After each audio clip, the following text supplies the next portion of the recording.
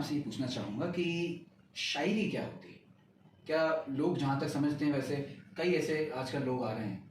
मैंने अपनी गज़ल में एक शेर लिखा कि शेर व शायरी करने की अंधी होड़ में अदब हमारी महफ़िलों में गिरता चला गया। तो आज हम वो चीज़ देख रहे हैं कि महफ़िलों में कहीं ना कहीं कुछ ऐसे शायर भी आ रहे हैं जिनको शायद शायरी से उतना ताल्लुक़ नहीं है, फिर भी कर रहे हैं। शायद वो समझते हैं सिर्फ काफ़िया मिलाना ही शायरी। तो शायरी क्या चीज़ है, इस बारे में मैं आपसे चाहूँगा, इस पर रोशनी डालें। जी, पहले तो मैं बता दूँ आपको कि शायरी जो लफ्ज़ है जी, वो लफ्ज़ शऊर से बना है। तो शऊर जो है वो दिमाग से, जहन से उसका ताल्लुक़ है। तो कोई ऐसी बात जहाँ तक मतलब अगर मोटे मोटे लफ्ज़ों के अंदर अगर एक बात कहूँ मैं तो कि जो बात बिना सर पैर की ना हो, हाँ, जो बात बिना सर पैर की ना हो, मैं वो जो बात है उस बात को एक मुनज़्ज़म तरीके से, जी, जो शायरी के जो कानून हैं उस तरीके से जब शायर अपनी बात को रखता है सबके सामने तो वो शायरी है। इसके बाद मैं सर आपसे जानना चाहूँगा, जो गज़ल और नज़्म है, क्या इसमें मूलतः अंतर है? ये अच्छा सवाल है। वैसे जहाँ तक मैंने पढ़ा है तो नज़्में तकरीबन 4 किस्म की होती है। जी, एक पाबंद नज़्म होती है, एक नज़्म मुअर्रा है, एक आज़ाद नज़्म है और एक नसरी नज़्म। तो नज़्म की कुछ किस्में हैं। नज़्म की जो एक बात है, नज़्म की मतलब आम लफ्ज़ों में, कम लफ्ज़ों में अगर मैं उसकी तारीफ बता दूँ तो नज़्म उसको कहते हैं जिसमें एक ही मरकज़ी ख्याल हो, सिर्फ एक ख्याल हो और उस ख्याल के इर्द गिर्द जो बात घूम रही है वो नज़्म है। मतलब आप जब नज़्म पढ़ेंगे आप तो उस नज़्म के अंदर सिर्फ एक ही मजमून चल रहा होगा, एक ही बात चल रही होगी शुरू से लेके, फिर बीच में वो चलती रहेगी और फिर आखिर में उसका इख्तिताम हो जाएगा। तो नज़्म में सिर्फ एक ख्याल होता है। लेकिन गज़ल जो है, गज़ल के हर शेर का एक अलग ख्याल होता है। जी, हर शेर में एक अलग बात होती है। कभी शायर गज़ल के किसी शेर में अपनी महबूबा से बात कर रहा है, कभी शायर अपनी गज़ल की उसी गज़ल की किसी दूसरे शेर में वो दुनिया से नाराज़ है, दुनिया से शिकवा कर रहा है, अगले ही शेर में हो सकता है वो अपनी माँ की तारीफ़ कर रहा हो। जी, तो गज़ल के हर शेर का अलग मजमून होता है और उसका स्ट्रक्चर देखा जाए तो स्ट्रक्चर भी बहुत अलग होता है गज़ल का। जैसे गज़ल में गज़ल का पहला शेर जो होता है वो मतला होता है और मतले के दोनों मिसरे जो होते हैं वो दोनों मिसरे हम काफिया होते हैं। और गज़ल का आखिरी शेर जो होता है उसे मक्ता कहते हैं, जिस पर गज़ल ख़त्म हो जाती है, जिसके अंदर शायर अपना तखल्लुस इस्तेमाल करता है। और बाकी गज़ल की जितनी भी शेर होते हैं उन शेर के अंदर पहला मिसरा जो होता है वो हम काफिया नहीं होता, लेकिन दूसरा मिसरा जो होता है वो मतले से हम काफिया वापस से जाता है, रिपीट हो जाता है। जी, बिल्कुल। तो बड़ी ही खूबसूरती से आपने बड़ा शॉर्ट में ये चीज़ बताई। हम इसको बड़ा ही डिटेल में आपके सामने लेकर आएंगे कि देखिए जो यहाँ पे लफ्ज़ इस्तेमाल किए जा रहे हैं, काफिया, रदीफ, जो जानने वाले हैं वो इसको और अच्छे से जानेंगे। और सामने ज़ुबैर साहब से जब ये बात सुनते हैं लोग तो और एक अलग खुशी रहती है कि वो हमें सिखा रहे हैं। एक चीज़ इसमें मैं जोड़ना चाहूँगा, हमेशा जिक्र होता है बहर का।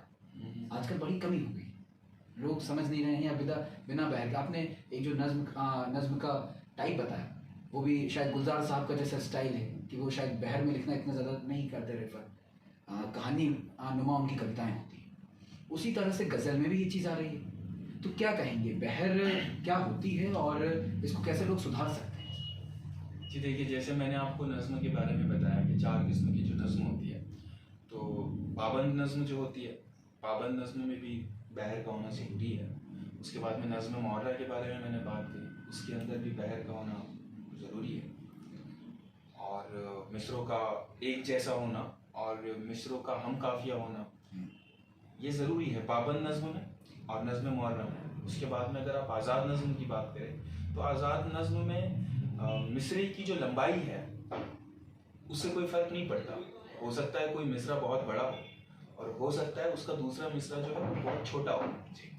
इत्तेफाक से हो सकता है कि कोई मिसरा हम काफिया हो गया हो, लेकिन आज़ाद नज़्म में ये छूट है कि काफिए आप ना भी इस्तेमाल करें तो चलेगा, लेकिन आज़ाद नज़्म में भी बहर होती है। जी, किसी भी बहर का कोई एक रुक्न होता है और वो रुक्न बार बार उसमें दोहराया जाता है। मिसाल के तौर पर अगर फौलून है तो फौलून फौलून बार बार दोहराया जाएगा, या फाइलून है तो फाइलून फाइलून बार बार दोहराया जाएगा, या मुफाइलातुन है वो बार बार दोहराया ये जाएगा। क्या चीज़ होती है सर, इसके बारे में?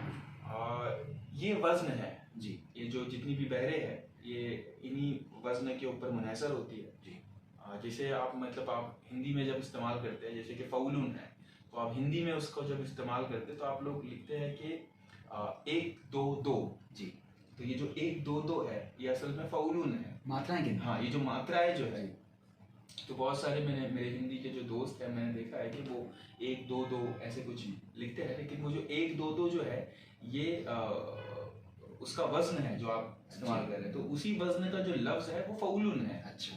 तो वो 1 2 2 ना लिखने की बजाय वो फौलून होता है ज़हन में, हाँ ये फौलून के वज़न पर है। जी जी। मतलब फौलून एक लफ्ज़ है और उस लफ्ज़ के ही वज़न पे फौलून का जो उसको अगर नंबर्स में ट्रांसफर किया जाए तो वो 1 2 2 हो जाता है। फौलून 1 2 2 हो जाता है। हाँ। फिर फाइलून जो है वो 2 1 2 हो जाता है। मुफाइलातुन जो है वो 1 2 1 2 2 2 ऐसे हो जाता है। तो मैं क्या बात कर रहा था? आप बहर के बारे में? हाँ, मैं बहर के बारे में बता, मैं एक्चुअली मैं नज़्म, आपने जो सवाल नज़्म के बारे में आप जोड़ के उससे। हाँ, तो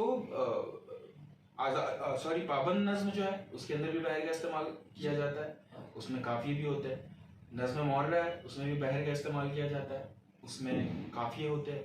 आज़ाद नज़्म जो है उसमें भी बहर होती है, लेकिन काफ़िए की कोई शर्त नहीं है, हो सकता है इत्तेफाक से कोई मिसरा हम काफ़िया हो गया जी। लेकिन जो नसरी नज़्म है जी, चौथी टाइप की जो मैं नज़्म की बात मैंने बताया आपको, तो उस नज़्म के अंदर ना ही आपको काफ़िए की पाबंदी है जी, न रदीफ की पाबंदी है, ना ही आपको बहर की पाबंदी है। और आज के इस जदीद दौर में बहुत सारी नसरी नज़में बहुत सारे कह रहे हैं और बड़ी अच्छी भी कह रहे हैं जी।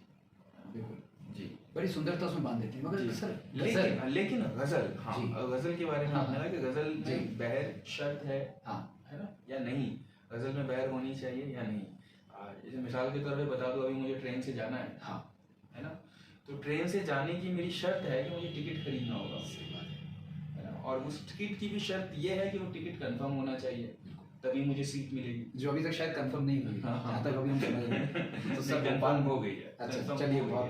तो जैसे ट्रेन में सफर करने का ये कानून है कि जब आप ट्रेन में सफर कर रहे हैं तो आपको टिकट खरीदना है जी। अगर आप फर्स्ट एसी के अंदर आप बैठना चाहते हैं तो आपको फर्स्ट एसी का ही टिकट खरीदना होगा जी। आप अगर ऐसे करेंगे कि आपने जनरल का टिकट खरीद लिया है और आप किसी एसी के डिब्बे में सवार हो रहे हो और कह रहे हैं कि नहीं मेरी मर्जी है, मैं तो इसी से जाऊंगा, मैंने तो इतने ही पैसे दिए, मुझे जाना ही है ना, या फिर आप टिकट ही नहीं खरीद रहे और कह रहे हैं कि नहीं यार मेरी मर्जी है, मुझे तो जाना ही है जी।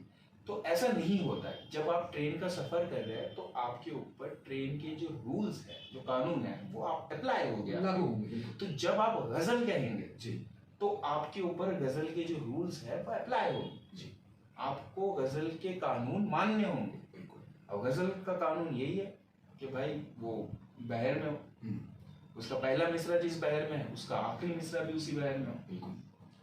काफिया जो है वो काफिया बदलने ना पाए, रदीफ जो है रदीफ बदलने ना पाए, तो ये रूल्स आपको फॉलो ही करने होंगे। फिर आप उसके अलावा अगर आप कहेंगे कि मैं मेरी मर्जी से तो फिर वो गजल तो नहीं हो सकती। हाँ, रचना होगी सिर्फ। हाँ, वो कुछ भी हो सकता है लेकिन वो गजल नहीं हो सकती। सही बात है। तो हाँ, आपने जो चीज़ बताई तो बिल्कुल सर, कई ऐसे शायर हैं, मुझे ये लगता है, आप बताइए मैं गलत हूँ या सही, कि जो शायरी है उसमें सबसे मेन चीज़ तो है ख्याल, कि ख्याल जो आप डिलीवर करना चाहते हैं, जनता के दिलों तक पहुंचाना चाहते हैं वो। तो अगर कोई लोग जो अगर बहर नहीं सीख पा रहे हैं या बहर अभी तक नहीं सीखी है तो वो ऐसा किस तरह से लिखेंगे? क्या धुन में लिखेंगे तो बहर में सेट हो जाएगी? इस तरह से कुछ आप टिप्स बताएं। ये तो कोई सवाल ही नहीं है। मतलब जिन लोगों ने बहर नहीं सीखी हो वो क्या करे, जिन्होंने बहर नहीं सीखी हो वो बहर सीखे। अच्छा, बहर सीखे, उस्ताद शौरा को पढ़े, बहुत सारे उस्ताद शौरा है, आप मीर से लेके खालिद, दाग, मोमिन, वहाँ से आते हुए अगर आप जदीद शायरों की अगर आप बात करें तो बशीर बद्र साहब है। बिल्कुल। तो आप उन शायरों को पढ़े आप जी, आप जब तक पढ़ेंगे नहीं, आपको उसका स्ट्रक्चर नहीं पता चलेगा, सही आपको बात। गजल का स्ट्रक्चर नहीं पता चलेगा। आपको जब तक गजल का स्ट्रक्चर नहीं पता चलेगा, आप गजल कैसे कह सकते हैं?